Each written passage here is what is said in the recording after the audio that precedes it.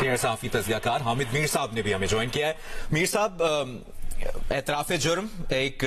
Press conference آئی آپ سے کچھ دیر پہلے، کمشنر راولپنڈی لیاقت علی چٹھا نے انتخابی بے ضابطگیوں پر مستعفی ہونے کا اعلان کیا، انہیں گرفتار کر لیا گیا ہے۔ الیکشن کمیشن نے الزامات کی تردید کر دی ہے، نگراں وزیر اعلیٰ پنجاب نے تحقیقات کا حکم دے دیا ہے اور سیاسی جماعتوں نے مطالبہ کیا ہے کہ تحقیقات ہونی چاہیے۔ کیا کامنٹ کریں گے اس ڈیولپمنٹ؟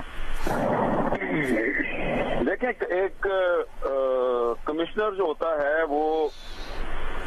اس کے پاس کوئی ثبوت ہوگا تو اس نے کوئی بات کی ہے، تو میرا خیال ہے کہ گرفتار کرنا جو ہے وہ مناسب نہیں ہے۔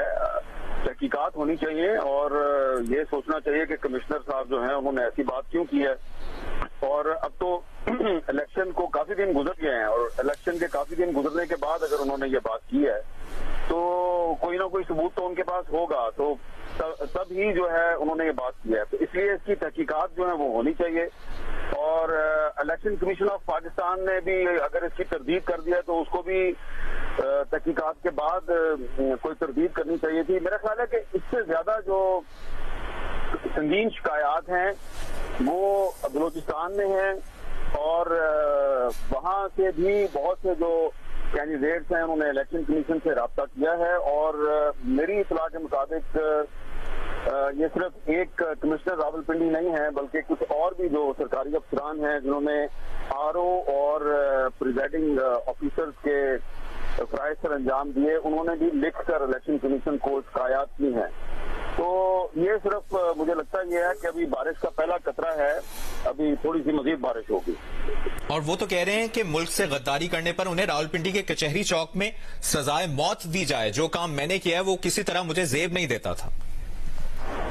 دیکھیں نا، یہی اسی لیے میں کہہ رہا ہوں کہ انہوں نے کافی دن کے بعد یہ کام کیا ہے، اور اس میں اگر وہ خود کہہ رہے ہیں کہ میں نے جو کام کیا ہے وہ مجھے زیب نہیں دیتا تو اس وقت ان کو نہیں کرنا چاہیے تھا، لیکن اب اگر انہوں نے یہ اعتراف جرم کر لیا ہے تو پھر اس میں ان کو نام کچھ اور لوگوں کے بھی بتانے چاہیے جن کے کہنے پہ یا جن کے دباؤ پہ یہ سارا کچھ ہوا۔ میر صاحب، وہ کہہ رہے ہیں کہ الیکشن کمیشن آف پاکستان پورا انوالوڈ ہے، چیف الیکشن کمشنر انوالوڈ ہیں۔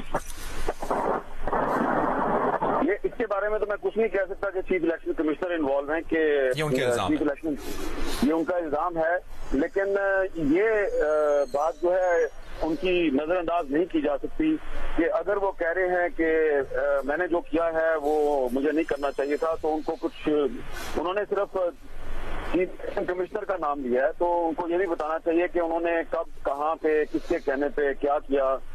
ثبوت تو ان کے پاس کچھ ہیں، یہ تو مجھے بھی پتا ہے کہ ان کے پاس کچھ ثبوت ہیں، تو اگر اس کی انکوائری ہوگی تو ثبوت سامنے آ جائیں گے۔ اور میرا خیال ہے کہ الیکشن کمیشن آف پاکستان کو بھی بغیر تحقیقات کے الزامات کو مسترد نہیں کرنا چاہیے، تحقیقات ضرور کروانی چاہیے۔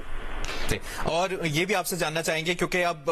کنٹروورسی سامنے آ گئی ہے، تو راولپنڈی ڈویژن پرٹیکولرلی کیا یہاں پر ری کاؤنٹ کی طرف بات جاتی دیکھ رہے ہیں آپ، یا دوبارہ الیکشن بھی ہو سکتے ہیں اس پرٹیکولر ڈویژن میں؟ دیکھیں، جب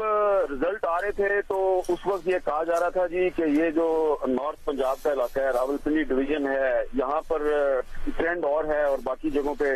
ٹرینڈ اور ہے، تو لیکن اس وقت بھی بات بڑی واضح تھی۔ یہاں پہ دیکھیں نا، اسلام آباد میں بھی جو صورتحال ہے وہ یہ ہے کہ کم از کم جو 2 حلقے ہیں وہاں پہ صرف ایک امیدوار نے رزلٹ کو چیلنج نہیں کیا، بلکہ NA-46 میں اور NA-47 میں جماعت اسلامی کے جو امیدوار ہیں انہوں نے بھی رزلٹ کو چیلنج کیا ہے، اور جو فارم 45 ہیں، مصطفیٰ نواز کھوکھر صاحب بھی فارم 45 کے مطابق بتا رہے ہیں کہ جو ان کے حلقے میں آزاد امیدوار تھا جس کا تعلق PTI سے تھا وہ جیت گیا، اسی حلقے میں جو جماعت اسلامی کا امیدوار ہے وہ بھی یہی بات بتا رہا ہے، اس کے پاس بھی فارم 45 ہے۔ اسی طرح NA-46 جو ہے وہاں پر بھی یہی صورتحال ہے۔ تو یہ جو دھاندلی ہے وہ اس کا الزام صرف ایک پارٹی نہیں لگا رہی، بلکہ جو پارٹیاں الیکشن ہار گئی ہیں وہ بھی لگا رہی ہیں، اور یہی صورتحال راولپنڈی میں بھی ہے۔ اور اس کے علاوہ آگے اگر آپ جائیں راولپنڈی سے تو جو اٹک کا علاقہ ہے وہاں پر بھی یہی صورتحال ہے۔ تو جو کمشنر راولپنڈی ہیں ان کے